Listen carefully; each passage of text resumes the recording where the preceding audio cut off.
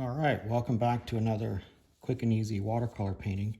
Today we're going to work on a little scene that's not too far from my house actually, and it's sort of a steep kind of a hill that's coming down this way. So we're going to wet that top part of the page, and I'm going to pick up some Payne's gray and just swipe it across like that. I'm going to take this brush and I'm not going to rinse it out. I'm going to put it right into my blue.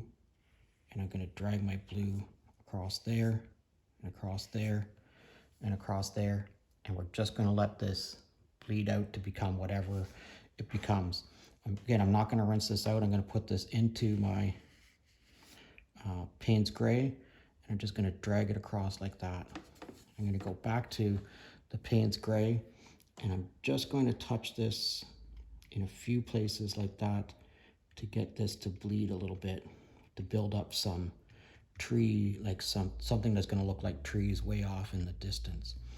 And spring has sort of sprung here in Northumberland County, so we're going to try to get this to look like it's trees way off in the distance, and we're going to introduce some color that's going to make it look like spring kind of colors. Okay, so I'm going to rinse that brush out, and I'm going to pick up some of this, which is yellow ochre. And I'm going to touch this into those places where I put that Payne's gray on there. And I'm going to make a little swipe across here. And I'm going to make a little swipe across there. And you can see that Payne's gray instantly starts to go into that yellow ochre. I'm going to pick up a little bit more yellow ochre here, just like that. And again, just swipe it across there.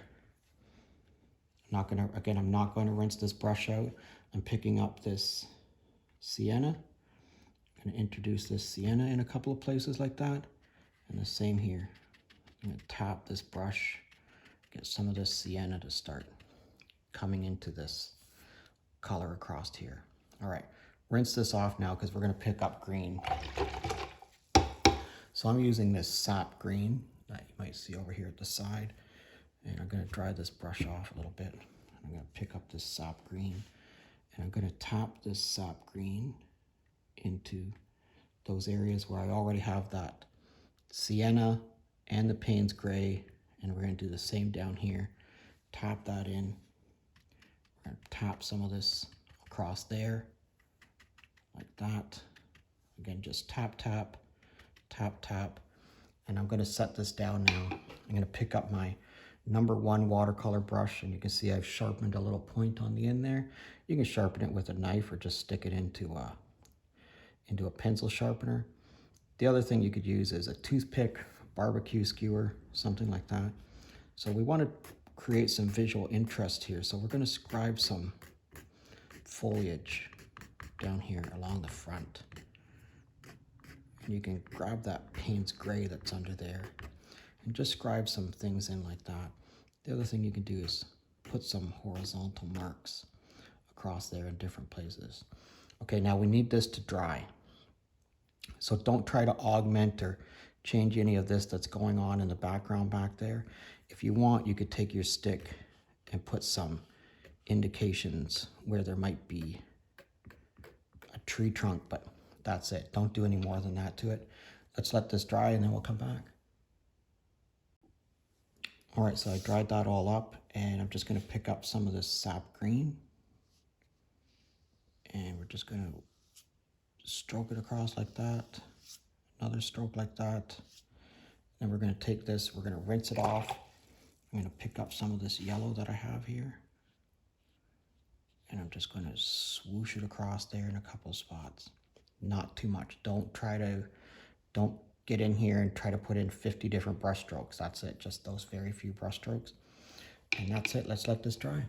Okay, so I took a couple of seconds and I let that dry. You can see how putting the yellow onto that green builds up all this color variation across here.